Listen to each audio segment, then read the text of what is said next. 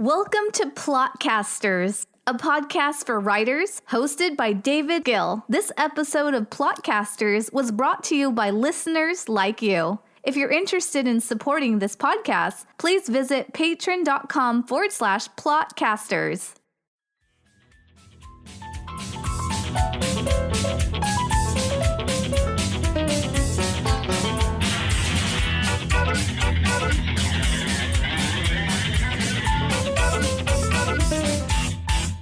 This is Plotcasters, a podcast for fiction writers and the stories they create.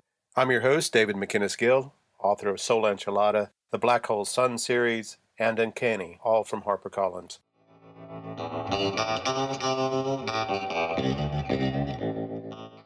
This is episode 3 of Plotcasters, and it is part B of the sticky note process that I started with the last episode. Like any good cliffhanger, I left you hanging on certain aspects of the sticky note plot, but we're going to go into those more deeply this time. This is a story about bad guys. When you're writing a novel, a good bad guy is always more valuable than a good guy. In fact, I would say that a memorable antagonist is far more valuable than a memorable hero. Think back to the books and movies that last the longest. Chances are it's because the bad guy was so much more memorable than the good guy. Luke Skywalker or Darth Vader? Which one is more important? Since the sequels were about Darth Vader, it seems that he was by far the more interesting character. We were more interested in how he got where he was than what happened to Luke Skywalker and his sister Leia after the series ended. Everybody loves a hero. Heroes, by the way, are either gender. I don't use the term heroine to differentiate. With heroes, we root for them, we cheer for them, we fall in love with them, we hurt for them, but they don't exist in a vacuum. A hero needs someone to fight. Well, sort of. It is possible to write a story without an antagonist or a protagonist at all. We have read all the types of stories such as man versus himself, man versus nature, man versus society, women versus all of those things as well.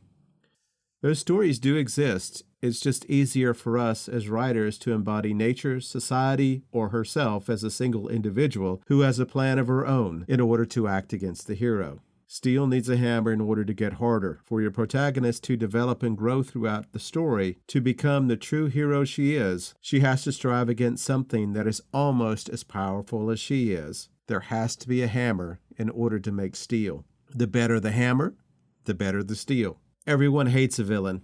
A great villain can make any story better. Let's think about Darth Vader again. He was the villain of the first Star Wars trilogy, yet he was by far the most compelling character for any of the fan base.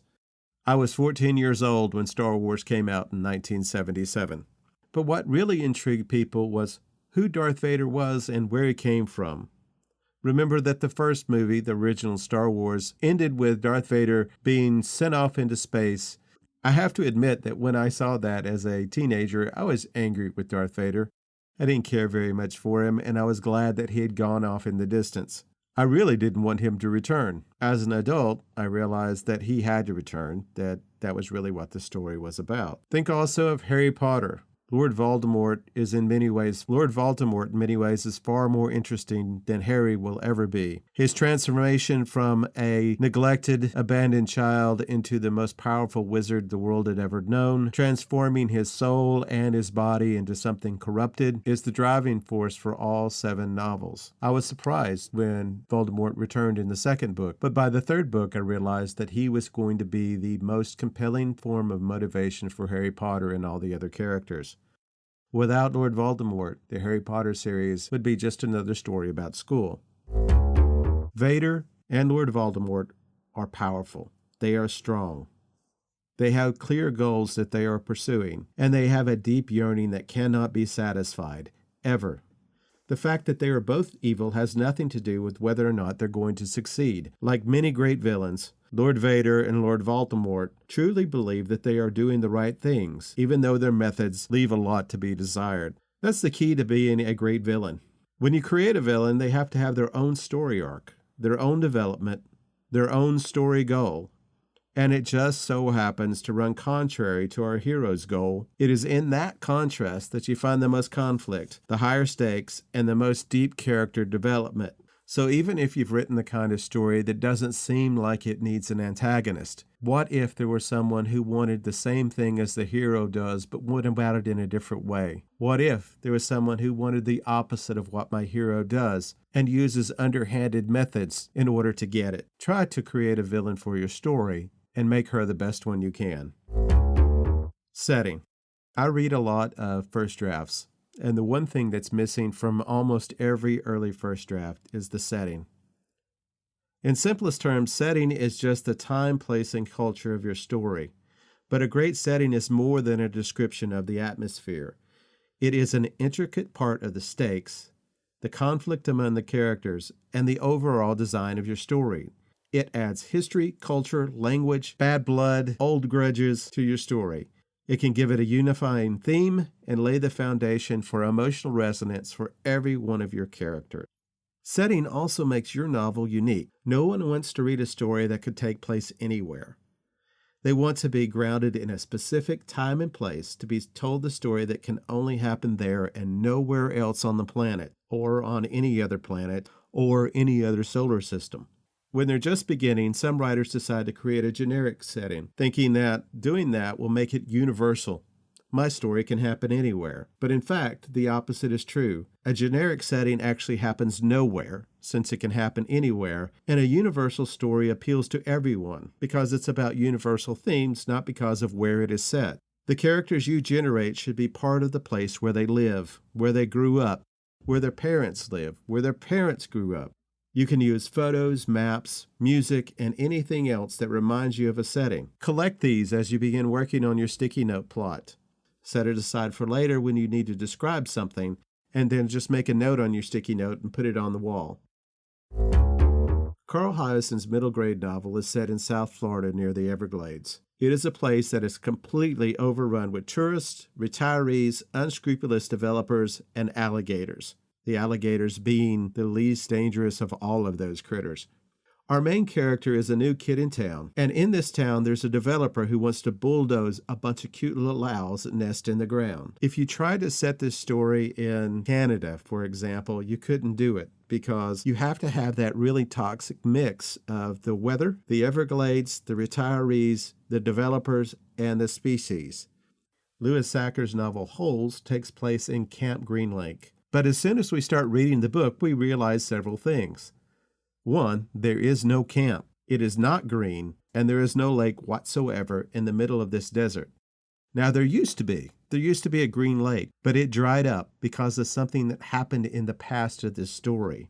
We learn very quickly that in Holes, nothing is as it seems. Everything is backward.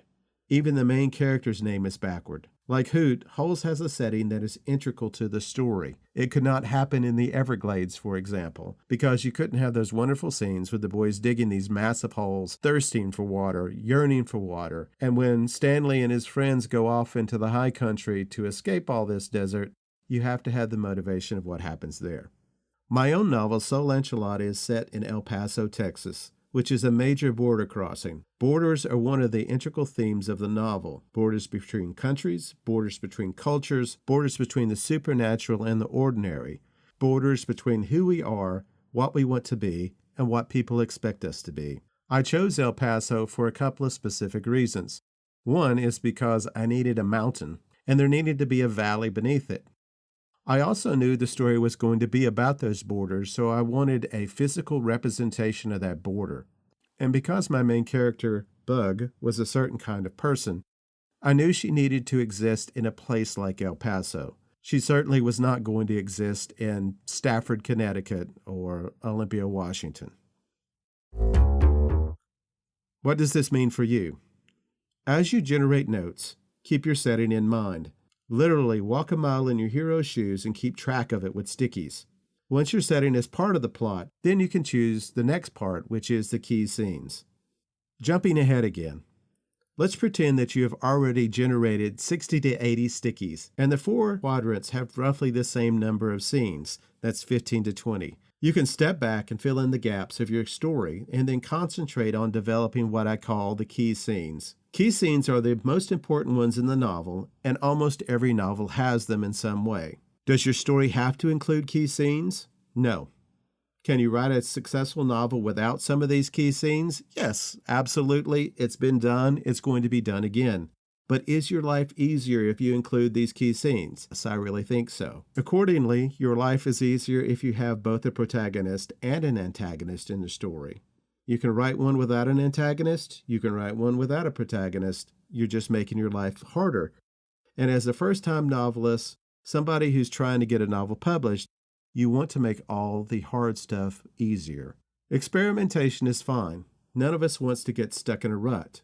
Be careful not to experiment so much that your story loses its form and becomes too hard for you to finish. Remember that you're writing about a character's journey. All the other fun stuff that we do with structure and storytelling techniques is just icing on the cake. You need the cake first. You want your first draft to be written as easily as possible, and then you can go around and change things. You'll find the idea of key scenes in all sorts of craft books about novels and screenplays and stories. I haven't invented any of these phrases. Most people who write about craft use different terms that mean almost the same thing, and it can be a bit confusing. But terms are not what's important. The function of the scene itself is what is important. Each key scene has a specific function that pushes the story ahead. More importantly, those key scenes are all about the hero. What she knows, what she does, what she feels, remembers, and decides. Including them doesn't make your plot formulaic. It makes your character and your story come alive. There are roughly 10 key scenes. The world as it is, the inciting event, and challenge accepted, which are part of Act 1. The journey begins, the hero's montage, and the false victory, which are part of Act 2A. Turn, which stands all by itself. The villain's montage, false defeat, which are part of Act 2B, and the night of living hell, challenge completed, and the world as it will be, which are part of Act 3. In the next episode of Plotcasters, I'm going to explain what each one of these key scenes is in great detail, showing you how they help move the story forward, develop your character along the way, and make sure that you have a goal to write for as you're moving through your first draft. Thank you for joining me. Come back next time for more stuff.